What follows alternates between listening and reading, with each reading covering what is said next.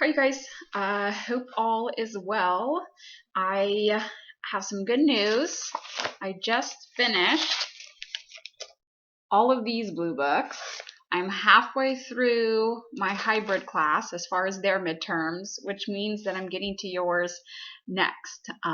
My goal is hopefully by Sunday, if not by this time next week. So I really appreciate your patience and understanding as far as grading is concerned. What's nice is from your perspective of things, this week offers a little bit of breathing room. There are no required assignments due this week. You obviously still have a continuation of part two of the course, A New Nation, a continuation of your assigned readings. And in particular, we're looking at chapter 7 this week. So along those lines, a few things to keep an eye out for, as you're reading. Importantly, chapter 6 dealt with the revolution within. So that is to say, there was a great deal of fracturing after the American Revolution. For example, a lot of individuals that came down in favor of independence ultimately, whether it be John Adams, his much more radical cousin Sam Adams, Patrick Henry, Alexander Hamilton, the men of that revolutionary generation, they really will start to fragment and form these different factions. You see it in chapter 6, and that will obviously continue in chapter 7. Much like the post French and Indian War, this newly created nation was facing a great deal of economic difficulty. That is to say that now with trade relations, certainly being severed or compromised with the British, the new nation experiences a great deal of financial insecurity. Inflation is high. Foreclosures, are also a fairly common occurrence now in colonial America. And a huge testimony to this end is, of course, Shays' Rebellion.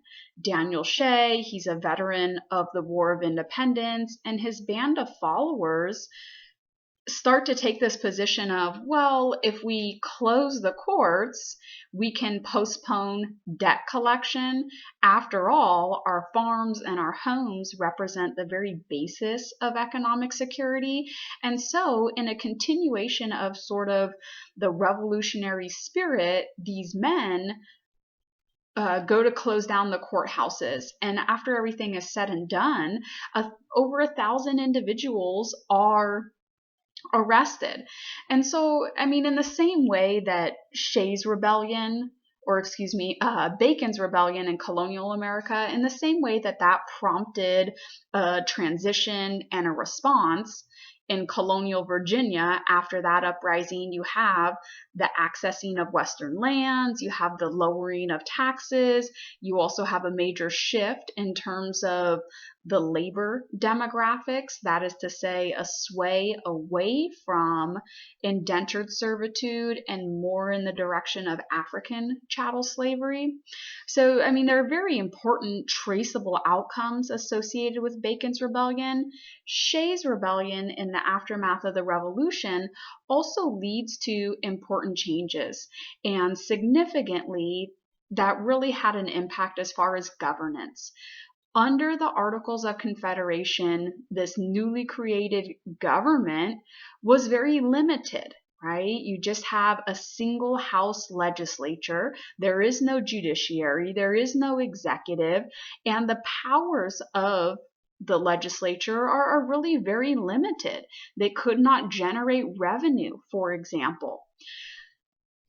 This is highlighted by way of Shays' Rebellion. So what ends up happening, of course, there is a convention, and you have all of your heavyweights in terms of statesmen convening and coming up with essentially, a new proposal as far as governance. In terms of kind of taking sides, there were the Federalists and Anti-Federalists. I want you to focus as far as your chapter readings are concerned, I really want you to focus on these two various encampments and their arguments.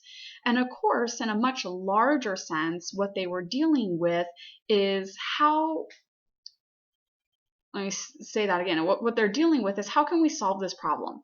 How can we find an equilibrium between excessive liberty, i.e., Shays' Rebellion? I mean, we clearly can't have uprisings with every social plague, economic difficulty. We can't constantly just say, oh, Spirit of 76, and now there is sort of this impunity or I guess asylum or even applause being generated. So we cannot have excessive liberty. Too much liberty is just as dangerous as too much governance or too much tyranny. This is essentially what Madison will say in his Federalist Papers. So you have, how can we balance freedom with power? Right? So too much freedom was represented in Shays' Rebellion, but also a concentration of power, right? I mean, the wounds from the revolution are still present. Too much power could perhaps represent something like the institution of monarchy from which we just broke away. Okay, so these are the questions, of course, as far as governance is concerned at the Constitutional Convention. Slavery, of course, becomes a blind spot. That is to say that the Constitution will not prohibit slavery in any way. As a matter of fact, we have things like the adoption of the 3/5 clause. What else? So, I mean, in terms of a general overview, I think that's about it. Make sure that, like I said, you read the Federalist and Anti-Federalist arguments. Oh, this is one thing I wanted to lastly kind of conclude with, is that this battle for ratification over the Constitution, not only did it mean the implementation of things like separation of powers and checks and balances, but importantly, for opposition to sign off, for the Anti-Federalists to ultimately agree to ratification, the Federalists had to accept, and they clearly did, the Anti-Federalist insertion of a Bill of Rights. That is to say, the Anti-Federalists were concerned that the power residing within the government was too great and perhaps it would triumph individual rights. And so they fought and also, obviously won this Bill of Rights, the first 10 amendments in the Constitution. So, all right, I think that's it for the week. Just no assignments. I will continue to work on your midterms, but know that next week, as we get into Chapter 8, of course, you will have a discussion board post, based on your primary sources. So, all right, I hope you all have a fantastic week.